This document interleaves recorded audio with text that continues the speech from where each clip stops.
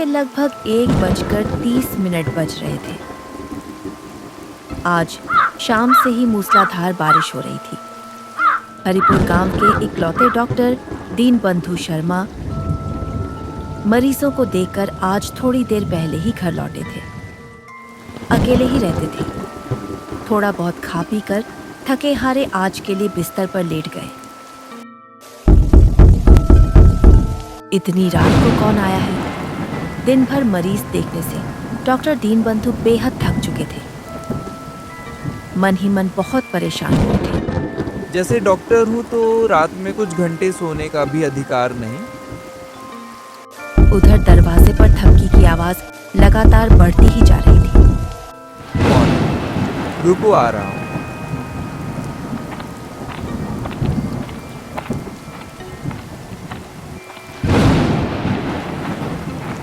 नींद में उठकर दरवाजा खोल दिया। दरवाजे के बाहर गांव का ही एक आदमी खड़ा था। तुम जगदीश हो ना? इतनी रात को तुम अभी यहाँ क्या कर रहे हो?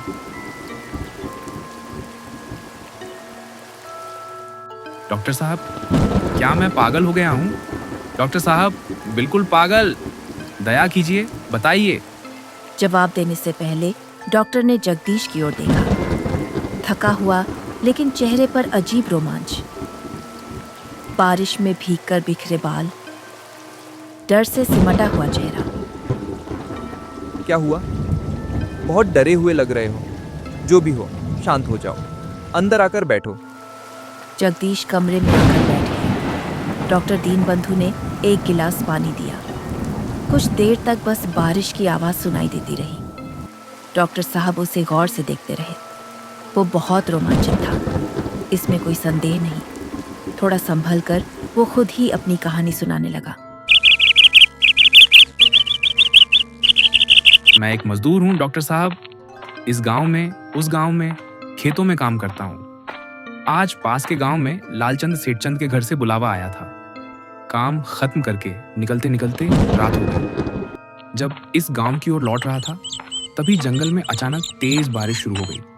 इतनी जोर की बारिश होने लगी कि पैदल चलना मुश्किल हो गया। कोई सिर छुपाने की जगह मिल जाए, यही सोच रहा था कि गांव के आखिरी सिरे पर तो पुराना हवेली दिखी। लेकिन अजीब बात यह थी डॉक्टर साहब, उस घर में तो कोई रहता नहीं, लेकिन फिर भी मैंने वहाँ एक लालटेन की रोशनी देखी। गांव के आखिर में जंगल के बीच वो पुराना घर, वहाँ तुम्हें इंसान कैसे दिखा? वहाँ आज तक कोई रहता है ऐसा तो सुना नहीं मैंने। जो रहते थे वो तो बहुत साल पहले ही मर गए हैं। वही तो डॉक्टर साहब, पहले तो देखकर मैं भी हैरान हो गया, पर बारिश इतनी तेज थी कि ज़्यादा सोचने का मौका नहीं मिला। मैं उस घर की ओर चल पड़ा। कोई है? ओ जी, घर में कोई है। दरवाजा खुलते ही एक आदमी दिखाई दिया। शरीर पर चादर, ढका हुआ सा चेहरा,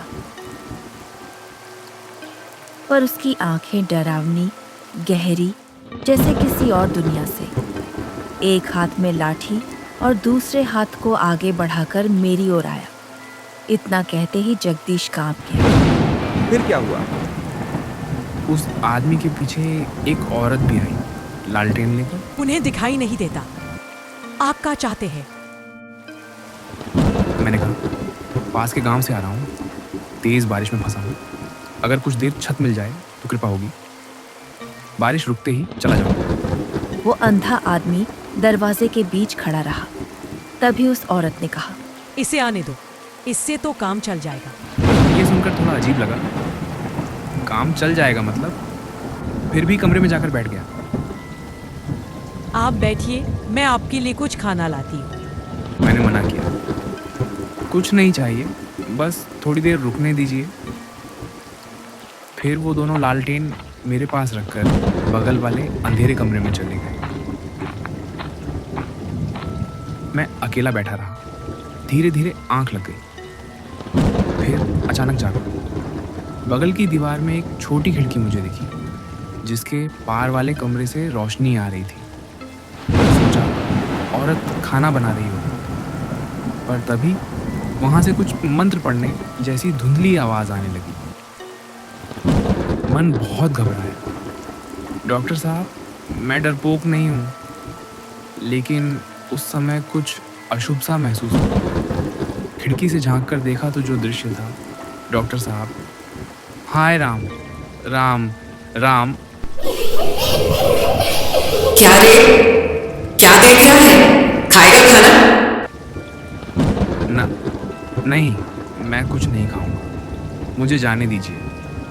जाएगा कहाँ? यहाँ से कोई कहीं नहीं जा सकता, तू भी नहीं।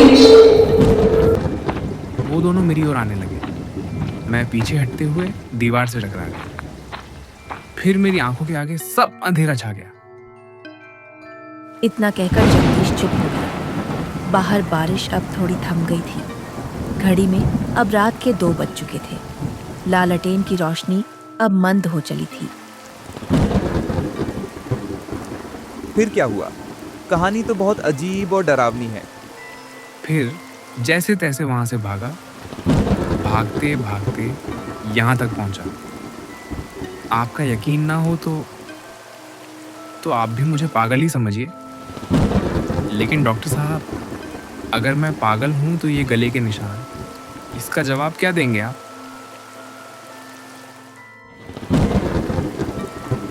जगदीश की बात सुनकर डॉक्टर दीनबंधु शर्मा कुछ पलों तक सन्नाटे में खड़े रहे। उनकी नज़र अनायास ही जगदीश के गले पर गई। वहाँ वाकई उंगलियों के गहरे नीले निशान थे, जैसे कोई सर्द मृत हाथ उसकी गर्दन को सच में दबा गया हो। डॉक्टर की समझ में नहीं आया कि यह सपना था या हकीकत। यहीं रुको, मैं तुम्हारे लिए काढ़ा बना देता हूँ। डॉक्टर उठे और रसोई की ओर चले गए। पीछे जगदीश बैठा रहा, सिर झुकाए कांपता हुआ। लेकिन तभी दरवाजे पर एक और आहट हुई। ठीक उसी तरह, धीमे मगर लगातार। डॉक्टर ने पलटकर जगदीश की ओर देखा। क्या अब और कोई आया है? नहीं डॉक्टर साहब, अब दरवाजा मत खोलिए। वो मुझे ढूंढते हुए आ सकते हैं। कौन ढूंढते हुए? वो दोनों जिनका घर वो नहीं था। अब डॉक्टर को भी कुछ अजीब सा लगने लगा। उन्हें जगदीश को वहीं छोड़कर दरवाजा खोलने जाना ठीक नहीं लगा। डॉक्टर साहब ने खिड़की के पास जाकर बाहर झांका। कुछ नहीं था, बस अंधेरा, ठंडी हवा और कभी कभी हल्की बिजली की चमक। लेकिन जैसे ही वह पीछे मुड़े, उनका दिल जोर से धड़क उठा। जगदीश अब कमरे में नहीं था। जगदीश कहाँ गया? पूरे घर में ढूंढा, रसोई, कमरे, बरामदा, लेकिन वो सद गायब था, जैसे कभी आया ही नहीं हो। डॉक्टर दीनबंधु की नज़र तब अचानक मेज पर रखी। गीली मिट्टी से सनी एक चप्पल पर गई। वो चप्पल जगदीश की थी और उस पर मिट्टी वैसी थी जैसी श्मशान के पास कीचड़ादाच भरी जमीन में होती है। अब डॉक्टर का माथा ठनका। वो तुरंत गांव के बूढ़े मुखिया लक्ष्मण ताऊ के घर पहुंचे।